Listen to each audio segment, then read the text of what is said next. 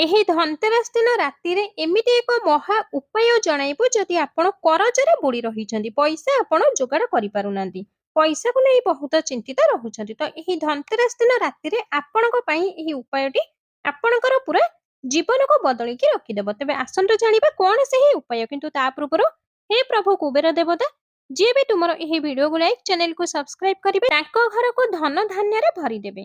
ତ ଏହି ଉପାୟକୁ ପ୍ରତ୍ୟେକ ବ୍ୟକ୍ତି କରିପାରିବେ। ଗୋଟିଏ କୁବେର ଯନ୍ତ୍ରଟିଏ ଆଣିବେ।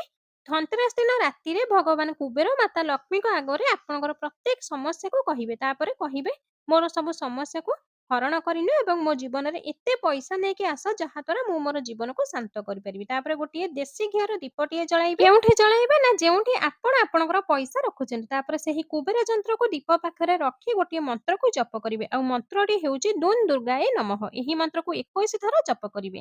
ଆଉ ସେହି ଦୀପକୁ ସେହି ଜାଗାରେ ରଖିବେ। ତାପରେ ସେହି କୁବେର ଯନ୍ତ୍ରକୁ ଗୋଟିଏ ଲାଲ କପଡ଼ାରେ ବାନ୍ଧି ଆପଣଙ୍କର ଧନ ରଖୁଥିବା ଜାଗାରେ ରଖିପାରିବେ। ଚାହିଁଲେ ଆପଣ ପର୍ସ, ଆପଣଙ୍କର ଟ୍ରେଜରୀ, ଆପଣଙ୍କର ଆଲମିରା ଯେଉଁଠି ଆପଣ ପଇସା ରଖୁଛନ୍ତି ସେଠି ରଖିପାରିବେ। ବାସ୍ ଏତିକି କରନ୍ତୁ, ପଇସା ଆସିବାର ଯୋଗ ଖୋଲିଯିବ। ଆପଣ ନିଜେ ନିଜକୁ ଭାବିବେ ଏ ବର୍ଷର ଦିବାଲି କେତେ ଆପଣଙ୍କ ପାଇଁ ମହତ୍ୱପୂର୍ଣ୍ଣ ଥିଲା।